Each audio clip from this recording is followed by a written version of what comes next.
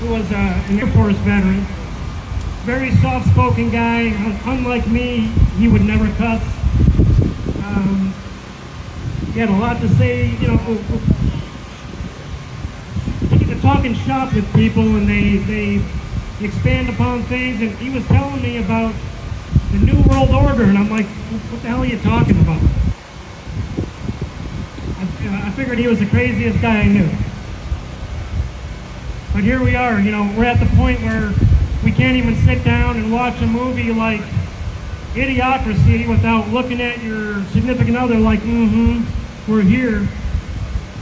Because we're about there, that's how stupid our society is right now. And I get a little bit tired sometimes of hearing some conspiracy theories because people kind of create their own religion out of it. I'll say, hey, are you out there training people yet? And they say, no, I don't have time. Well, you have time to tell me about a train crash yesterday, and the one last week, and the one last month. Not even paying attention to the fact that there's 1,300 to 1,500 train crashes every year. So stop getting distracted. Stop wasting time. We need to get so much better at communication, and that includes information management. Do you get tired of the media taking a picture of you, Phil, and saying whatever the hell they want to say about it, right?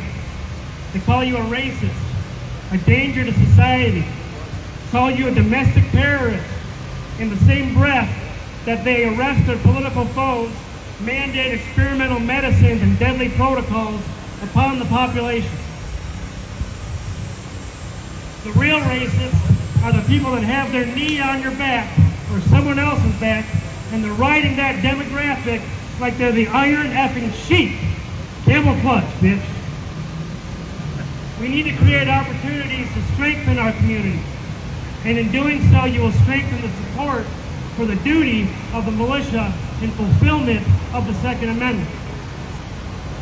People will appreciate and support and join our efforts, the things that we should all care about, when they learn how to be less dependent on the government and bullshit media. We must lead that charge. We must become the leaders and the teachers in our communities. How many of you can tell me that you don't have one thing that you can teach someone else? Hell, some of you probably have hundreds of things. I love talking to you guys over coffee, fire pits, Our whole movement can't hinge upon old ladies going to board meetings. Yes, we need them, but we need grandma teaching others what she knows. We need the war veteran teaching what they know. We need the automotive veteran teaching what they know. We need pastors to stop standing behind a pulpit like it's bulletproof and get out on the damn streets uplifting people. The law says it's illegal in all 50 states to form unauthorized armed private paramilitary groups that pose a threat to public safety. And I'll reiterate, that pose a threat to public safety. Number one, you don't need authorization. Number two, you can be as armed and as organized as you damn well please. But they say that you cannot pose a threat to public safety. That's interesting because cars are a threat to public safety. Water, doctors, schools, cell phone, CNN, Dow Chemical. These are all threats to public safety. Unchecked crime can be added in there also. What I really need to see more of, though, is militia folks doing work in the community. Woo! Yeah, if you park the Winnebago up on Town Square, you obviously can't do a mag dump on it like you can out in the woods. But we need to be teaching people first aid, how to safely report and stop crime, how to grow and can food, how to do an oil change, how to help others. In doing this, it's a liberating and a vetting process, because when we give people the opportunity to help their families and their communities, some of them will be inspired to help others and to learn more and to train more.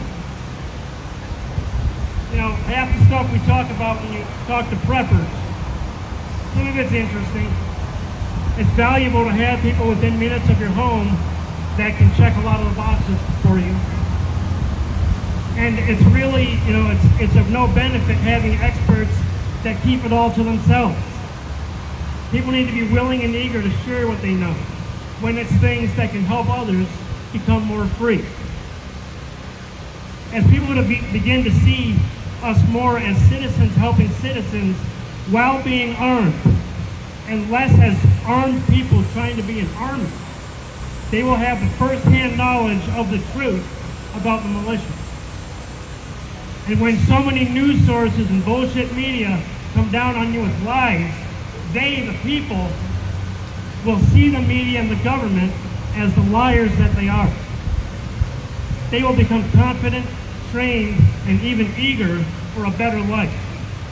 Because that's how people feel when they experience being safer and stronger and more capable to think and survive without government handouts.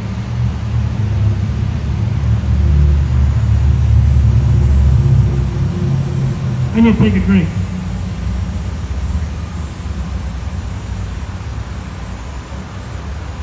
According to the enemy, we are all complicit in a crime, even as we stand guard and defend our freedom and prepare to defend those around us. Psalm 64:5, it said, "You have given your loyal followers a rallying flag so that they might seek safety from the foe. Deliver by your power and answer me so that the ones you love may be safe." There's two popular, distinct takes off of that. One says that the banner is defeat that people will rally around, and that there are many that think that that's what you should do, that your duty to the community, being armed in the face of injustice, is somehow a bad thing. The other is that we are to raise a banner and muster all people. Rest assured that's what it means, because the chapter ends with, "By God's power we will conquer. He will trample down our enemies." Connect with people today and pray for guidance on how you can reach out to others. Communication is key.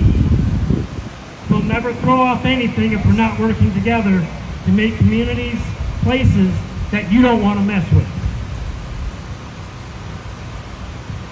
I'll leave you with this. The greatest act of patriotism are ones where people use it to become a better citizen.